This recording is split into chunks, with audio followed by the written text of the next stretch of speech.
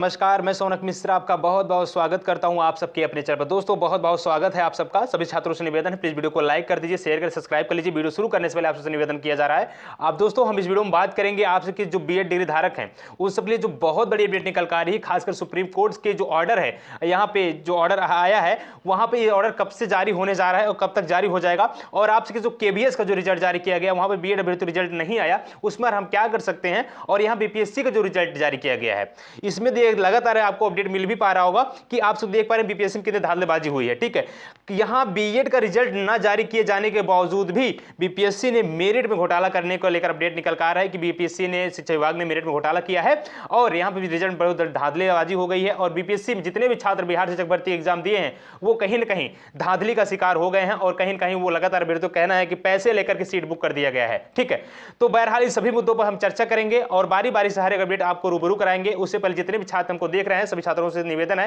Video को like कर दें, शेयर कर दें और सब्सक्राइब करना बिल्कुल भी ना भूलिए। वीडियो के नीचे रेड कलर का आपको बटन दिख रहा होगा, उसको आप प्रेस कर दीजिए, सब्सक्राइब कर लीजिएगा, बेल आइकन भी प्रेस कर लीजिए कि समय समय आपको नोटिफिकेशन मिलता रहेगा। और अभी तक आपने टेलीग्राम चैनल को नहीं ज्वाइन किया हुआ है और व्हाट्सएप ग्रुप को नहीं ज्वाइन किया हुआ है, आप सबके लिए बहुत जल्द से जल्द अभी आपको टेलीग्राम चैनल नया प्रोवाइड किया गया है, तो वहां जाकर आप लोग फॉलो कर लीजिए, क्योंकि सुबह का पेपर कटिंग और साथ ही साथ जो भी अपडेट आती रहती है आपसे इससे रिलेटेड बीएड से, तो वो छोटी छोटी अपडेटें आपको टेलीग्राम व्हाट्सएप ग्रुप पर मिल जाता है। जो अभ्यर्थी जुड़े वहां पे उनको अपडेट मिल रही होगी वो बहुत ज्यादा खुश हैं। ठीक है, लगातार मेरे पास कमेंट करते रहते हैं। ठीक है, तो सभी छात्रों से निवेदन है आप सब भी जाइए और टेलीग्राम को जल्द जल्द ज्वाइन कर लीजिए और चैनल पर नए चलो सब्सक्राइब कर लीजिए। अब बात करते हैं आखिरकार यहां पे सुप्रीम कोर्ट का ऑर्डर जो है आखिर कब से लागू होने जा रहा है, क्योंकि हर एक चीज अगर डिपेंड करेगा तो सुप्रीम कोर्ट को ऑर्डर पे ही डिपेंड करेगा। क्योंकि आपको पता है 11 अगस्त 2023 को माननीय सुप्रीम कोर्ट का यह फैसला था कि बीएड डिग्री धारक अब कहां पे नहीं शामिल होंगे, प्राथमिक शिक्षा भर्ती में शामिल नहीं होंगे, जबकि 28 जून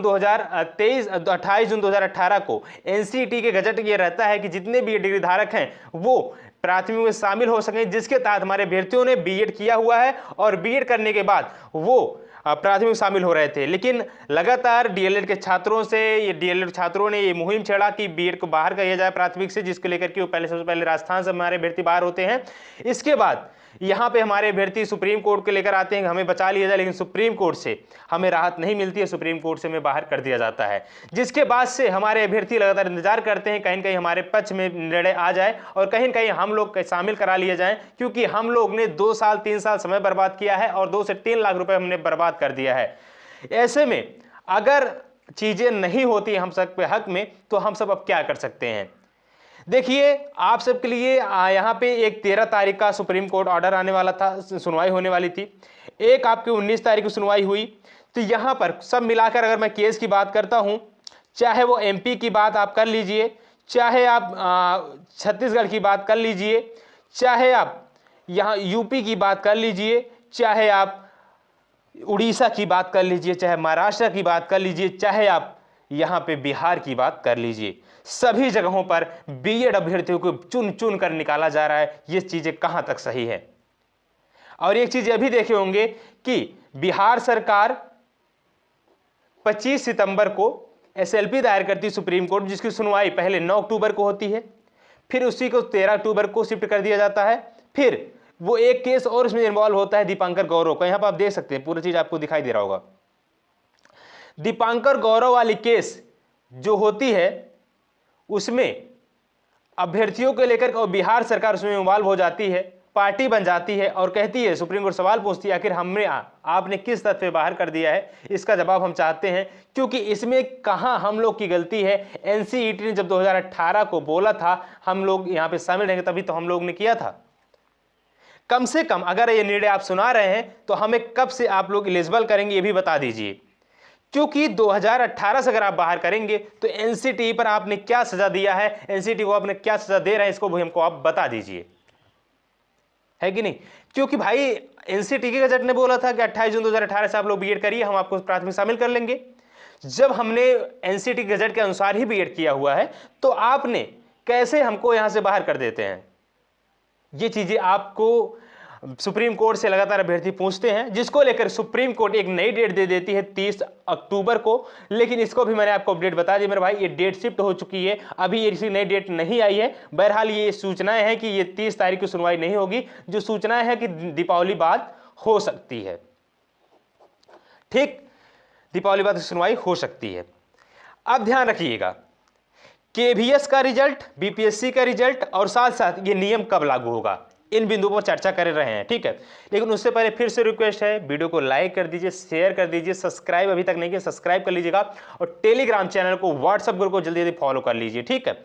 अब ध्यान दीजिए, केवीएस रिजल्ट जो लंबे समय से विवादित था, आ नहीं रहा था, जैसे बीपीएससी ने रिजल्ट जारी करता है तुरंत दूसरे दिन ही क्या करता, केवीएस भी रिजल्ट जारी कर देता है। केवीएस इंतजार में रहता है कि कोई भी भर्ती हमारे समय पे हुई हो, वो रिजल्ट जारी करे, हम भी रिजल्ट जारी कर देंगे। उससे कोई मतलब नहीं रहता बीएड अभ्यर्थियों ने क्या किया है, क्या नहीं किया, कितना समय बर्बाद किया है, क्या होना चाहिए। जबकि हमारे बीच एनसीईटी गजट के अनुसार ही ब्रिज कोर्स कराने का प्रावधान भी है।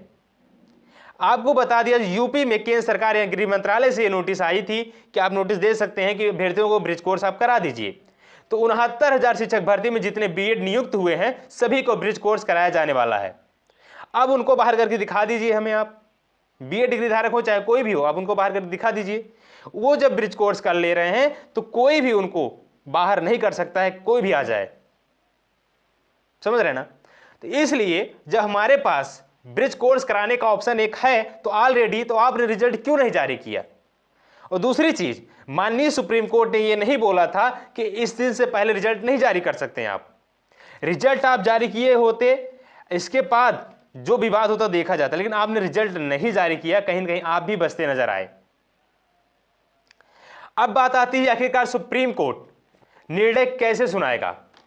निर्णय देखिए, जो एक अर्नब घोष की याचिका गई है वेस्ट बंगाल से, 19 तारीख से सुनवाई हुई थी, ये बहुत महत्वपूर्ण याचिका है, ठीक ना।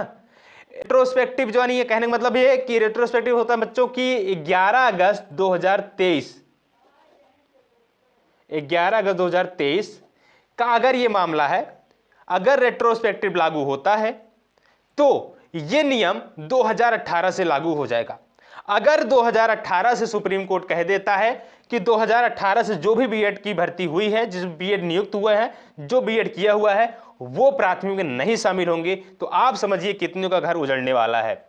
एमपी में जो नियुक्ति हुई है वो बाहर हो जाएंगे, छत्तीसगढ़ में जो नियुक्ति हुई वो बाहर हो जाएंगे, बिहार में, उड़ीसा में, मध्य प्रदेश में, बिहार आसाद कर यूपी में जो भी नियुक्तियां हुई हैं बीएड के लेकर के, वो सब बाहर कर दिए जाएंगे, कोई भी नहीं बचा पाएगा तब। क्यों? क्योंकि तब रेट्रोस्पेक्टिव लागू हो जाएगा, जिसको लेकर ये बहुत महत्वपूर्ण याचिका डाली गई है, जो कि अर्नब घोष के माध्यम से वेस्ट बंगाल से याचिका पड़ी हुई है। लेकिन दोस्तों, अब यहां पे हम लोग कैसे रेट्रोस्पेक्टिव से बचा सकते हैं, रेट्रोस्पेक्टिव न लागू होने पाए। देखिए, जब एक बार यहाँ पे केंद्र सरकार खुद बोला था हमें गुणवत्तापूर्ण टीचर चाहिए, तो आपको यह पता है डीएलएड प्लस बीएड का अगर अंतर देखा जाए तो बीएड वहां पर हमेशा हावी होता है। बीएड की जो डिग्री होती है या बीएड का जो नॉलेज होता है वो डीएलएड से कहीं ज्यादा होता है। डीएलएड एक डिप्लोमा डिग्री है, जबकि यहां पे डीएलएड बीएड जो है वो उच्च स्तरीय लेवल की शिक्षक भर्ती के लेकर तैयारी किया जाता है। चाहे वो टीजीटी की बात या एलटी ग्रेड की बात कर ले, वहां पर भी वो आप लोग बीएड किए वाले अभ्यर्थी बैठ सकते हैं। ये आप सब जानते हैं, डीएलएड के भी छात्र भी जानते हैं कि बीएड की डिग्री धारक हमसे कहीं ज्यादा ओहदे में बड़े होते हैं शिक्षा के लेवल में, ठीक है ना। तो हम लोग कैसे बचा सकते हैं? तो दोस्तों, हम इस तथ्य को सुप्रीम कोर्ट के सामने रखने वाले हैं, समझ रहे ना। हम इस तथ्य को सुप्रीम कोर्ट के सामने रखने वाले हैं आने वाली सुनवाई पे कि सर अगर आप ये बोलते हैं कि हमें गुणवत्तापूर्ण टीचर चाहिए, तो क्यों आप हम लोग को बाहर निकाल रहे हैं। अगर बीएड गुणवत्तापूर्ण टीचर नहीं देता हो तो हमको बताइए आप। अगर आप कहीं भी जाकर देखिएगा तो हमेशा बीएड ही डीएलएड पर हावी होता नजर आएगा। अगर आप ये खुद बोल रखे हैं, आपने ये बना रखा है कि हमें बीएड यानी बीएड के साथ साथ जो भी हमें गुणवत्तापूर्ण टीचर देगा हम उस को हम लेंगे, तो बीएड तो गुणवत्तापूर्ण टीचर दे ही रहा है आपको। तो इसको लेकर हम लोग अपनी बातों को रखेंगे, जो कि इस बात को अभी तक नहीं रखा गया था सुप्रीम कोर्ट में। इसीलिए कहा जाता है कि आप ऐसे एडवोकेट को करिए जो आपकी बातों को सही समय पर सही टाइम पर आप बोल सके। देखिए, नॉलेज हर सभी को होता है, ठीक है ना, नॉलेज सभी को होता है, लेकिन कब कौन सी चीज कहां बोलनी है ये चीज कभी कभी किसी को नहीं बोल पाता है जो कोई। इसलिए चाहे वो आपके प्रशांत भूषण जी हो, चाहे आपके यहाँ पे शाही जी हो जो कि बिहार से रिलेटेड रखते हो, बीएड के अधिवक्ता हैं, लेकिन जो चीजें, अगर आप कितने भी बड़े एडवोकेट, कितने बड़े अधिवक्ता हो, जब आप सही समय पर कोई चीज नहीं बोल पाएंगे तो उसका अर्थ कोई नहीं निकल जाता है, रहता है। तो जिसको लेकर मेरे भाई रेट्रोस्पेक्टिव ना लागू हो, तो हम लोग इस चीज को लेकर हम लगातार प्रयास कर रहे हैं कि रेट्रोस्पेक्टिव कम से, अगर रेट्रोस्पेक्टिव लागू हो जाता है मेरे भाई, तो कम से कम ध्यान रखिएगा, कईयों का घर उजड़ जाएगा, कईयों जो रोजगार से युक्त हैं वो बेरोजगार हो जाएंगे, यहां पर बीएड अभ्यर्थियों को बाहर कर दिया जाएगा। लेकिन ये सब चीजें अगर जाएंगी, रेट्रोस्पेक्टिव ना लागू हो, ये सब चीजें जाएंगी। सर यहाँ पे 40,000 बच्चे नियुक्त हुए हैं बीएड के, इससे पहले यहाँ पे 20,000 नियुक्त हुए हैं, यहाँ पे 40,000 नियुक्त हुए हैं, जो भी सब मिला के अगर 2 लाख घर आपको उजाड़ना हो, कहीं सुप्रीम कोर्ट भी सोचेगा और ये रेट्रोस्पेक्टिव लागू नहीं करेगा, तब वहां पे बच जाएंगे। देखिए, हम सबसे प्रथम दायित्व हमारा है, देखिए हमारे बहुत सारे व्यक्ति बुरा मानेंगे, लेकिन जो चीज है हकीकत उसे बता देना चाहते हैं। सबसे प्रथम दायित्व है, जो अभ्यर्थी ज्वाइनिंग ले चुके हैं उनको हमें बचाना चाहिए, बचाना हमारा प्रथम दायित्व है, क्योंकि उनके घर से रोजी रोटी न छीने। दूसरी बात, जो भर्तियां हो रही हैं प्रेजेंट टाइम पर, उसमें बीएड अभ्यर्थियों को मौका मिलना चाहिए।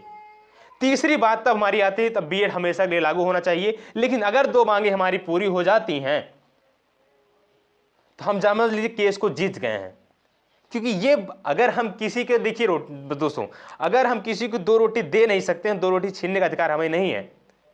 अगर हम बीएड वाले अभ्यर्थियों को यहां पे नहीं बचा पा रहे हैं तो कहीं ना कहीं दिक्कतें हम खुद पर हैं, क्योंकि हमारे भी मान सम्मान की बातें लगी। हमारे पास भी बहुत सारे व्यक्ति मैसेज, कॉल, कमेंट करते हैं, बहुत ज्यादा मैसेज आप लोग को आते हैं, लगातार क्वारीज आती हैं। बहुत सारे व्यक्ति, सर बीपीएससी में हमारे रिजल्ट में गड़बड़ी कर दिया है, सर केबीएस हमारे रिजल्ट गड़बड़ी कर दिया, हमारा रिजल्ट नहीं जारी किया है। तो इसका मतलब क्या? इसका मतलब यही है ना कि बीएड वाले अभ्यर्थियों के साथ साथ धोखा हुआ है, चाहे वो एनसीईटी की बात करें, चाहे सुप्रीम कोर्ट की बात करें। ठीक है, तो दोस्तों हमें रेट्रोस्पेक्टिव बचाने के लिए हमें अपने तथ्यों को रखना पड़ेगा, जो कि सुप्रीम कोर्ट आने वाली सुनवाई पर हम लोग रखने जा रहे हैं। तो आप सबके पास जो कोई भी तथ्य हो, आप हमारे टेलीग्राम चैनल पर भेज सकते हैं, व्हाट्सएप ग्रुप पर भेज सकते हैं। ठीक है ना। सभी दोस्तों से निवेदन है, आप देखिए इस टाइम पर जो हमारी लड़ाई है बहुत ही समझिए अंतिम समय पहुंच चुकी है, बहुत दिन तक केस नहीं चलने वाला है। इस सुनवाई में हो सकता है केस फाइनल हो जाए, अगर नहीं होता तो 1-2 सुनवाई और होगी। इसको लेकर दोस्तों हम लोग अपनी तैयारी पूर्णतः कर लेनी होगी। थोड़ा अब केबीएस रिजल्ट को बात कर लेते हैं। केबीएस अगर रेट्रोस्पेक्टिव केस लागू नहीं होता है तो केबीएस को रिजल्ट संशोधित करना पड़ जाएगा, क्योंकि रेट्रोस्पेक्टिव मतलब होता है कि नियम 11 अगस्त 2023 से लागू होगा, न कि 2018 से लागू होगा। अगर इसका मतलब है कि ये केस जो परीक्षा हुई थी 11 अगस्त 2023 से पहले हुई थी, तो इसका तात्पर्य यही है कि बीएड का रिजल्ट इनको देना पड़ेगा। तब जो डीएलएड का सिर्फ रिजल्ट जारी हुआ है, तो वहां पर डीएलएड का रिजल्ट निरस्त करके बीएड प्लस डीएलएड दोनों का रिजल्ट जारी करना पड़ेगा इनको।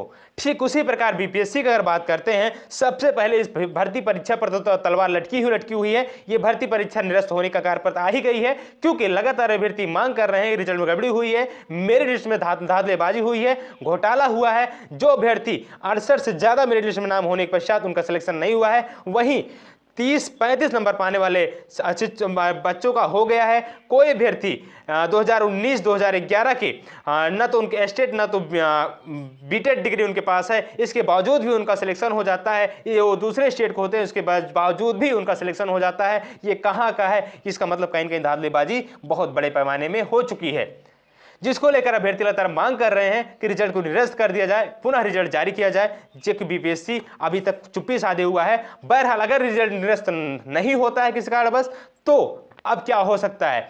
तब अगर रेट्रोस्पेक्टिव लागू नहीं होता है, तब भी बीपीएससी को रिजल्ट दोबारा घोषित करना पड़ेगा। रीजन एक है, क्योंकि रेट्रोस्पेक्टिव केस में वो जो नियम है वो 2018 से नहीं लागू होगा, जबकि 2023 से लागू होगा। इसका तात्पर्य यह है कि बीपीएससी ने वो परीक्षा 2023 से पहले, यानी 11 अगस्त 2023 से पहले करा रखी है। इसका मतलब है बीपीएससी का रिजल्ट दोबारा जारी करना पड़ेगा, उसमें बीएड का रिजल्ट आना ही आना लाजमी है। तो मेरा ये बहुत बड़ी अपडेट आप सब बीच बतानी थी।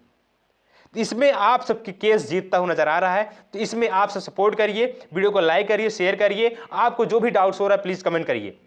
आई थिंक मेरी सारी बातें आपको समझ में आई होगी। तो जितने भी छात्र चैनल पे नए हैं प्लीज वीडियो को लाइक शेयर सब्सक्राइब कर जुड़ लीजिएगा। और ध्यान दीजिए, रेट्रोस्पेक्टिव केस ना लागू हो, चीज़ें न लागू, इसके लिए हमें थोड़ा अपने आप को इम्प्रूव करना है, और जो भी हमारे पास डॉक्यूमेंट है उसको अपने पास हमारे पास भेज देना। टेलीग्राम चैनल पर आप लोग भेजिएगा, जिसको लेकर हम आप सबको सपोर्ट करते रहेंगे और हमेशा करते हैं मेरे भाई। तो जितने भी छात्र चैनल पर प्लीज़ वीडियो को लाइक शेयर सब्सक्राइब जुड़े रहिएगा, और अभी तक आपने टेलीग्राम चैनल को ज्वाइन नहीं किए तो ज्वाइन कर लीजिए, और व्हाट्सएप ग्रुप को भी आप लोग ज्वाइन कर लीजिए, ठीक है। बहरहाल मिलेंगे किसी और वीडियो में, तब तक के लिए धन्यवाद। जय हिंद, वंदे मातरम। चैनल को सब्सक्राइब जुड़े रहिएगा, धन्यवाद।